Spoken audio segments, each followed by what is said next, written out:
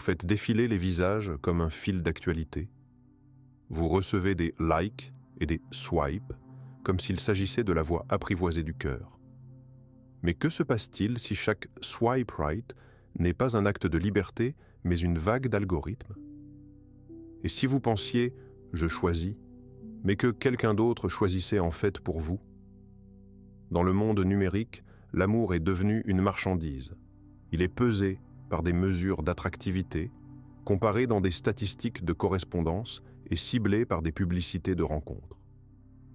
Vous n'êtes plus une personne à la recherche de chaleur, mais un profil dans un système où le battage publicitaire décide qui vous plaira. Et que se passe-t-il lorsqu'un like n'est pas suivi d'un rendez-vous? Lorsqu'une rencontre n'est pas suivie d'une vraie main prête à étreindre? Aujourd'hui, nous verrons comment la technologie modifie les règles du jeu appelé amour et pourquoi l'intimité réelle est devenue un véritable défi au XXIe siècle. Les algorithmes de rencontre ne sont pas une fonctionnalité innocente dans une application.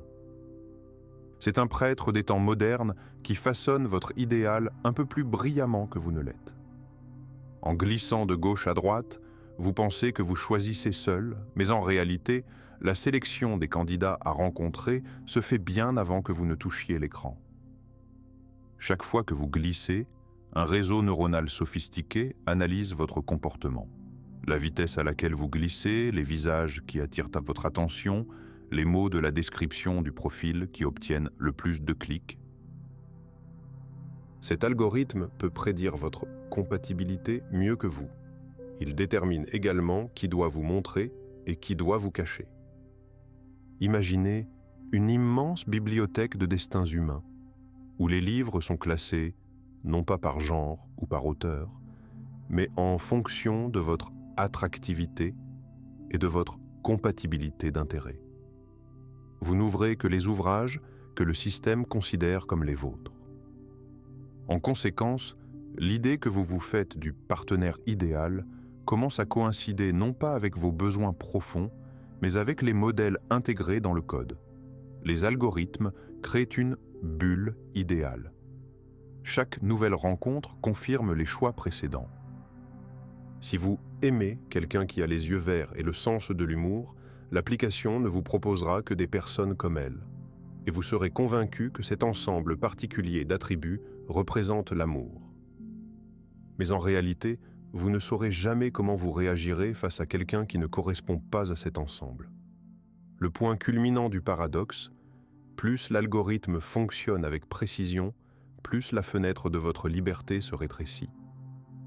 L'abondance d'options se fait passer pour de la liberté, mais limite en fait l'éventail des histoires possibles.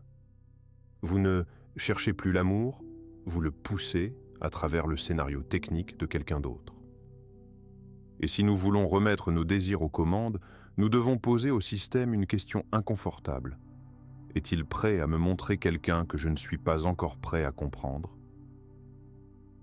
Et, plus important encore, suis-je prêt à sortir de la bulle algorithmique et à tenter ma chance auprès d'une personne inconnue mais réelle? L'abondance d'options dans le monde numérique est comme un supermarché sans mur. Les rayons débordent de choix, mais vous vous trouvez devant des mains vides et ne savez pas quoi prendre. Dans la vie réelle, nous devions nous contenter de ce que nous rencontrions sur notre chemin. Des voisins dans la rue, des connaissances d'amis, des compagnons de voyage au hasard dans le métro.